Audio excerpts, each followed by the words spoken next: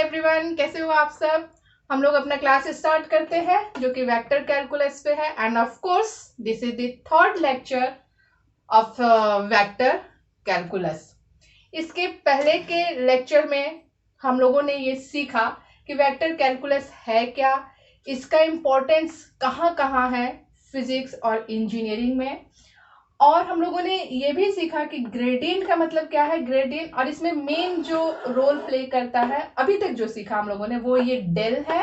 ये डेल, यही डेल जब फाई स्केलर क्वांटिटी है, कोई भी स्केलर क्वांटिटी, अब आप इसको पोटेंशियल को, इलेक्ट्रिक पोटेंशियल को बोलो, आप स्पीड को बोलो, कुछ भी स्केलर क्वांटिटी हो सकता है। तो ये जब डेल के साथ ऑपरेट करता है तो जो उसका जो रिजल्ट मिलता है उसको हम लोगों ने ग्रेडियंट ऑफ स्केलर फील्ड बोला। जब ये डेल किसी वेक्टर के साथ ऑपरेट करता है, वेक्टर के साथ दो बार ऑपरेट करता है, एक बार इसके बीच में डॉट प्रोडक्ट रहता है और एक बार इसके बीच में क्रॉस प्रोडक्ट रहता है। जब ये डॉट प्रोडक्ट के साथ ऑपरेट करता है तो रिजल्ट को हम लोग डाइवर्जेंस बोलते हैं, और जब वो क्रॉस के साथ ऑपरेट करता है तो हम लोग कर्ल ऑफ वेक्टर फील्ड बोलते हैं। ये सारे पॉइंट्स हम लोगों ने डिस्कस कर लिया है। और यहाँ पर डेल का पॉइंट है, डेल का वैल्यू है, not point this one. Okay, so del को हम लोग ऑपरेट कर रहे हैं कभी स्केलर और कभी वेक्टर क्वांटिटी के साथ, और जो डेल का वैल्यू होता है वो हमको दे रहा है डिफरेंशिएशन ऑपरेटर का रिजल्ट। सो हम लोगों ने और जब भी कैलकुलस वर्ड हम लोग बोलते हैं तो हमारे दिमाग में तुरंत क्या स्ट्राइक करती है, डिफरेंशिएशन एंड इंटीग्रेशन। जैसे ही हम लोग कैलकुलस बोलते हैं तो हमारे दिमाग में आता है डिफरेंशिएशन एंड कैलकुलेशन। सो हम लोगों ने जो अभी तक डिस्कस किया वो वेक्टर और डिफरेंशिएशन। अब हम लोग वेक्टर इंटीग्रेशन क्या होता है और इसका फिजिक्स में कहाँ यूज है, कैसे यूज है, इंजीनियरिंग में कैसे यूज है, ये सब हम लोग डिस्कस करेंगे।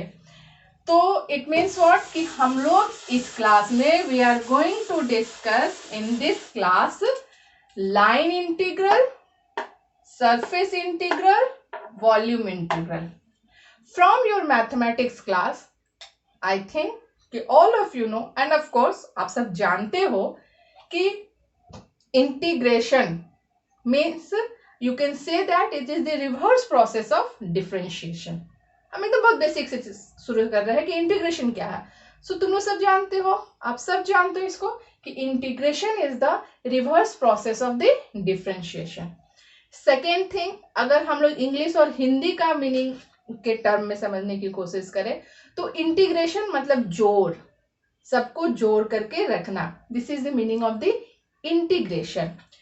जब हम लोग अगर स्केलर फील्ड की बात करें, कोई हम लोग स्केलर फील्ड ले रहे हैं तो हम लोगों को अगर निकालना है उस पूरे का रिजल्ट, अगर हमको निकालना है कि उस पूरे पर वो स्केलर क्वांटिटी फील्ड, मतलब इस पूरे फील्ड पे स्केलर क्वांटिटी कोई इफेक्टिव है, तो हम लोग उसका क्या इफेक्टिवनेस है, वो कितना इफेक्टिव है, वो कितना प्रभावशाली है, वो कितना इंटेंसिव है, कितना पावरफुल है, अगर हम लोग ये निकालना चाहते हैं तो हम लोग एक छोटे से एरिया को, एक छोटे से एलिमेंट को, एरिया नहीं बोलेंगे, एलिमेंट को कंसीडर करते हैं और उसका फाइंड आउट करके और उसको इंटीग्रेट कर देते हैं। इंटीग्रेट कर देते हैं मतलब जोड़ देते हैं, जो इसका लोअर लिमिट रहेगा और अपर लिमिट रहेगा, और जो भी वैल्यू आएगा तो हम लोग बोल देंगे कि ये उस पूरे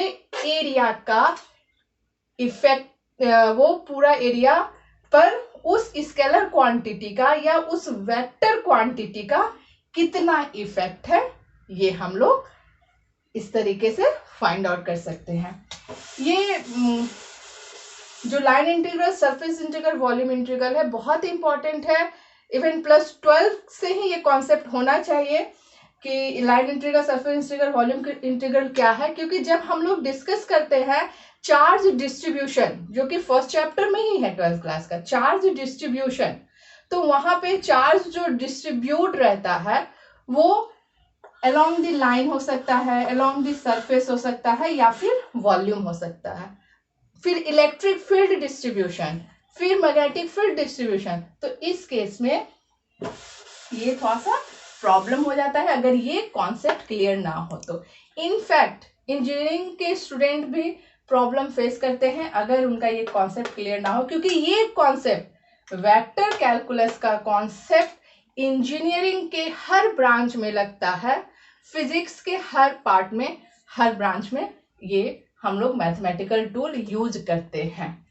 अब लाइन इंटीग्रल, हम फिर से इस शब्द को, इस लाइन को रिपीट कर रहे हैं कि जो भी हमको डिस्कस करना है बस वहां से हम लोग उसका मीनिंग समझ सकते हैं। All of you know the meaning of the integral, मतलब सबको जोड़ देना। लाइन इंटीग्रल, लाइन से मतलब है ऑफ कोर्स वन डायमेंशन। हम लोग हमेशा किसी भी चीज को एक्सप्लेन करने के लिए, किसी लॉ को प्रूफ करने के लिए मैथमेटिक्स का यूज करते हैं। मैथमेटिक्स, ज्योमेट्री, अलजेब्रा, कोऑर्डिनेट, हर चीज को यूज हम लोग को करना होगा। तो अगर लाइन इंटीग्रल की बात कर रहे हैं तो इसका मतलब ही लाइन हुआ। अगर थोड़ा सा इसको और मैथमेटिकल टर्म में बोले तो कर्व बोलते हैं, वो किसी भी फॉर्म में हो सकता है। तो हम लोगों को अगर ये रिजल्ट निकालना है तो वहां पे हम लोग लाइन इंटीग्रल यूज करते हैं। और हम सबको मालूम है कि this is the symbol of the integration, तो dl, ओके। और यहाँ पे ऑफ कोर्स हम लोग वो क्वांटिटी ले लेते हैं जिसको इंटीग्रेट करते हैं। तो जैसे यहाँ पर हम लोग v ले लिए, v डॉट dl, और ये एक ही डायरेक्शन में होगा तो आइदर dx, dy, dz। यहाँ पर भी ऑफ कोर्स यहाँ पर भी v होगा, ओके। सिमिलरली सरफेस, अगर हम लोग बात कर रहे हैं उस प्रॉब्लम को फाइंड आउट करने का जहां पे एक सरफेस इन्वॉल्व हो, सरफेस इन्वॉल्व है मतलब दो डायमेंशन x और y दोनों रहेगा, इसलिए ds, ये ds for the surface integration हम लोग यूज करते हैं। और ये जब कॉन्सेप्ट क्लियर हो जाता है तो ये अंडरस्टूड हो जाता है कि इसको हमको दो बार इंटीग्रेट करना है, dx dy। एक कंपल्सरी नहीं है कि dx dy ही हो, और dy dz भी हो सकता है, dx dz भी हो सकता है, मगर दो बार ही इंटीग्रेट करना हो क्योंकि सरफेस है। सिमिलरली अगर प्रॉब्लम हमारा वॉल्यूम से रिलेटेड है, अगर प्रॉब्लम हमारा वॉल्यूम से रिलेटेड है तो उस केस में ऑफ कोर्स हर केस में वो क्वांटिटी तो रहेगा ही।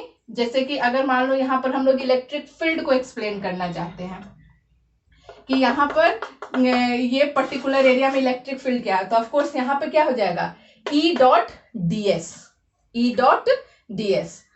और यहाँ पर वॉल्यूम, और वैसे ही यहाँ पर भी कोई वेक्टर क्वांटिटी v हम लोग लेते हैं और वॉल्यूम के केस में 3 टाइम्स इंटीग्रेट करते हैं dl, इसलिए dv जहां पर भी है तो ये क्लियर है। अगर वहां पर एक इंटीग्रेशन का भी साइन दिया हुआ है, अगर यहाँ पर एक इंटीग्रेशन का भी साइन दिया हुआ है, फिर भी ये क्लियर है कि यहाँ पर दो बार ही इंटीग्रेट करना है, एक बार नहीं। यहाँ पर अगर एक बार भी इंटीग्रेशन का साइन दिया हुआ है लेकिन हमको उसको 3 बार ही इंटीग्रेट करना है, volume, dx, dy, dz। So this is about the very fundamental knowledge about the line integral, surface integral and volume integral। अब हम लोग एक एक को लेके चलते हैं। सबसे पहले हम लोग लाइन इंटीग्रेशन को लेके चलते हैं, ओके। और इसका बहुत ही इजी कॉन्सेप्ट लेके चलते हैं, इजी अपना प्रैक्टिकल लाइफ से। मान लो कि कोई भी पर्सन है जो कि P पॉइंट से Q पॉइंट पे वो चलना शुरू किया, या P से R ले लेते हैं, P से R, दिल्ली से मुंबई जा रहा है। ये P जो है दिल्ली है और ये जो R जो है मुंबई है, बाय रोड जा रहा है। तो यहाँ पे सपोज ये कोई Q पॉइंट पे हम लोग कंसीडर किए कि यहाँ पे एक स्मॉल एलिमेंट है dl, जो कि अगर ये v वेलोसिटी से वो आगे मूव कर रहा है, ऑफ कोर्स जिस पर भी वो पैदल तो जाएगा नहीं, वो कार में हो, ट्रेन में हो, जिस पर भी हो, तो किसी वेलोसिटी से जाएगा। जिस भी वेलोसिटी से जा रहा है वो सपोज एंगल थीटा बना रहा है। इसका हमको टोटल रिजल्ट निकालना है। हम लोग ये कंसीडर कर लिए और ये कर दिए P से R जा रहा है। हम लोग यहाँ पर क्या डिस्कस कर रहे हैं, लाइन इंटीग्रल। तो ये P टू R जा रहा है और यहाँ पर हो गया velocity v dot dl, limit, lower limit, upper limit. जो मैथ का कॉन्सेप्ट है वही है यहाँ पर भी, लोअर लिमिट मतलब वो जहां से शुरू किया, सपोज दिल्ली से वो शुरू किया, मुंबई तक गया, तो दिल्ली के समय में उसकी क्या वेलोसिटी थी और मुंबई पहुंचने पर उसकी क्या वेलोसिटी है। एक एक स्मॉल हम लोग किसी भी पर्टिकुलर लेंथ पे वो उसको डीएल मान लिए और वहां का वेलोसिटी लेकर के कर देंगे तो ये पूरा का रिजल्ट निकल जाएगा। अब इसका देखो फिजिक्स में कहाँ यूज है। अगर हम लोग यहाँ पर सपोज, अब एक बात और यहाँ पर मैं बता देती हूँ कि ये जो क्वांटिटी हमेशा 2 पॉइंट पे डिपेंड करता है, इनिशियल एंड फाइनल। क्या टोटल डिस्टेंस कवर कर रहा है, कौन सा पाथ, ये सब से वो इंडिपेंडेंट रहता है और दैट इज रीजन इसको कंजर्वेटिव फील्ड बोलते हैं। सिर्फ और सिर्फ 2 पॉइंट पे डिपेंड करता है, initial and final, not depend on the total path, means like this covered by this, सिर्फ इनिशियल और फाइनल पे। अब इसको हम लोग अगर मैकेनिक्स में बात करें, जो कि फिजिक्स के पार्ट का हम ऑलरेडी पढ़ चुके हैं, अगर हम लोग वहां एफ मान लो कि कोई फोर्स है, एफ एक कोई बॉडी है, इस पे एफ फोर्स लग रहा है, एक कोई बॉडी है, इस पे एफ फोर्स लग रहा है, ठीक है, और हम लोग उसका इफेक्ट फाइंड आउट करना चाहते हैं। Force is the vector quantity, हम लोग उसका इफेक्ट फाइंड आउट करना चाह रहे हैं। तो एक स्मॉल एलिमेंट ले लिए और उस पर्टिकुलर पे क्या वैल्यू लग रहा है, इनिशियल क्या था, फाइनल क्या था, ये हमारा एफ डॉट डी एल, और जो भी रिजल्ट आएगा वो हमारा वर्क डन होगा। अगर हम इलेक्ट्रोस्टैटिक में इसकी बात करें, अगर इलेक्ट्रिक फील्ड है, electric field E is the electric field intensity और ई डॉट डी एल निकालें हम लोग, तो ये हम लोग को पोटेंशियल देता है। Scalar quantity, scalar quantity, vector quantity, vector quantity, okay.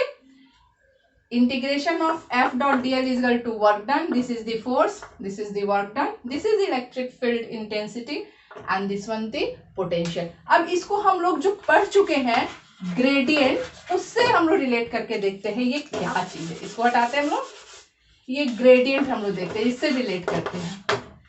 Gradient, अगर कोई भी स्केलर क्वांटिटी को हम लोग ऑपरेट करते हैं डेल से, तो हमको क्या मिलता है, कोई भी वेक्टर क्वांटिटी मिलता है, ठीक है। यहां पर मान लो ये वेक्टर क्वांटिटी है। अब ये मान लो कि हम लोग यहां पर मीन्स व्हाट कि एफ के जगह पे हम लोग लिख सकते हैं डेल फाई डॉट जो डीएल था हमारा, ठीक है। क्यों? क्योंकि ये वेक्टर क्वांटिटी, यहाँ पर हम लोग f लिखे थे तो ये भी वेक्टर क्वांटिटी था, तो इट मीन्स व्हाट कि हम लोग यहाँ पर वेक्टर क्वांटिटी के जगह पे हम लोग ग्रेडियंट ऑफ किसी स्केलर क्वांटिटी को लिख सकते हैं। जब ये हम लोग जब ये डिस्कस किए थे ग्रेडियंट, तो वहां पर हम लोग देखे थे कि ये क्या फिजिकल मीनिंग, क्या हमको maximum rate of change value दे रहा था। This is the physical meaning of gradient, maximum rate of change at any point, वो दे रहा था। तो अगर यहाँ पर d5 को हम लोग इंटीग्रेट कर रहे हैं, ये d5 दे रहा है maximum rate of change at any point, तो अगर इसको इंटीग्रेट कर दे रहे हैं तो मीन्स व्हाट, लाइन इंटीग्रल जो देगा वो पूरे सिस्टम का मैक्सिमम रेट ऑफ चेंज का वैल्यू हम लोगों को दे देगा, ठीक है। पूरे सिस्टम का मैक्सिमम रेट ऑफ चेंज का वैल्यू दे देगा। So it is of course very important, either in mechanics case हो या फिर हमारा इलेक्ट्रिक फील्ड का केस हो। अभी तक हमने जो भी लेक्चर लिए हैं, फर्स्ट में, सेकेंड में, थर्ड में, हम लोग ये सारे मैथमेटिकल को फिजिक्स के टर्म में उसको क्लियर कर रहे हैं, उसका फिजिकल मीनिंग समझ रहे हैं। इसमें भी बेस हम लोग प्रॉब्लम नहीं कर रहे हैं, लेकिन आई थिंक तुम लोग एफ डॉट डी एल, आप सब F dot D L work done देता है, इस पे बेस न्यूमेरिकल किए होगे और इस पे बेस न्यूमेरिकल अब आप 12th में करोगे और फिर जैसे जैसे हायर क्लासेस में जाओगे वहां पर भी हम लोग इसका यूज करते हैं। तो this is about the line integral. अगर किसी अलोंग द वन डायरेक्शन हमको किसी भी वेक्टर क्वांटिटी का इफेक्टिवनेस उसका फाइंड आउट करना है, तो यूजिंग लाइन इंटीग्रल हम लोग फाइंड आउट कर सकते हैं। सिमिलरली अगर हम लोग, और यहाँ से हम लोग अगर ये integration of any quantity is equal to 0 आ जाता है तो इसको हम लोग बोलते हैं वो जो फील्ड है वो कंजर्वेटिव फील्ड है। इसलिए on the basis of this with the help of line integral हम लोग प्रूफ कर सकते हैं कि electrostatic field, gravitational field, magnetostatic field, ये सब कंजर्वेटिव फील्ड है। ये हम लोग प्रूफ कर सकते हैं using the line integral. Now next we will discuss about the surface integral। ये डिस्कस हो गया, हम लोग करेंगे surface integral। तो similarly in case of line integral हम लोग एक along one direction अगर हमको किसी वेक्टर क्वांटिटी का इफेक्टिवनेस फाइंड आउट करना है तो हम लोग ये यूज करते हैं। अगर वो प्रॉब्लम किसी सरफेस पे हो या 2 डायमेंशनल हो तो उस केस में हम लोग सरफेस इंटीग्रल का यूज करते हैं। ये आप लोग बस जैसे ही आपका क्लास 12 स्टार्ट हुआ होगा वहां पर चार्ज डिस्ट्रीब्यूशन आप लोग पढ़े होंगे, कंटिन्यूअस चार्ज डिस्ट्रीब्यूशन, ये कॉन्सेप्ट आपका आना शुरू हो गया होगा। तो सरफेस इंटीग्रल का हम लोग यूज किए होंगे और ये surface integral means 2 time integrate और ये v उस जो भी वेक्टर क्वांटिटी है। और इसका बहुत ही अच्छा एग्जाम्पल है हमारा, हम लोग देखते हैं E डॉट ds। यहाँ पर अगर ये इलेक्ट्रिक फील्ड है और ये ऑफ कोर्स एरिया है तो यहाँ पर जो वैल्यू देगा इसको बोलते हैं इलेक्ट्रिक फ्लक्स। सिमिलरली अगर ये B डॉट ds है तो ये हो जाएगा magnetic flux, electric flux, magnetic flux. So this is the concept of the surface integral. And similarly if the surface is bounded by any volume, then at that time we have to use the concept of volume integral। Volume integral v dv, okay, means we have to integrate it 3 times, dx dy dz। अगर इस तरह से हम लिखते तो यहाँ पर v लिख देते हैं। So this is all about the line integral, surface integral and volume integral। In my all 3 lecture हम concentrate किए हैं इसका physical meaning explain करने में and how to use it, how you can use it in your any physics in the field of any physics means कोई भी आपका branch हो, इलेक्ट्रिसिटी, मैग्नेटिज्म और मैकेनिक्स, कोई भी पार्ट हो उसमें हम लोग इसको कैसे यूज करते हैं इसको हम लोगों ने डिस्कस किया। ऑफ कोर्स इस पे रिलेटेड जितना भी हम लोग न्यूमेरिकल्स करें, not only from mathematics point of view but also from the two understand the physical concept, तो इसके लिए हमको फिजिकल प्रॉब्लम लेना होगा और उस पे बेस्ड हमको न्यूमेरिकल करना होगा। If you are interested to make your concept more clear about this then you can comment, आप इनबॉक्स में कर सकते हो कॉमेंट कि हमें और इस पे न्यूमेरिकल सॉल्व करना है। Then I will provide you the next video on the numericals of the vector calculus. This is the just fundamental and basics concept to how to relate this mathematical tool in your physics terms. Okay, so thank you so much for watching this video. Have a nice day.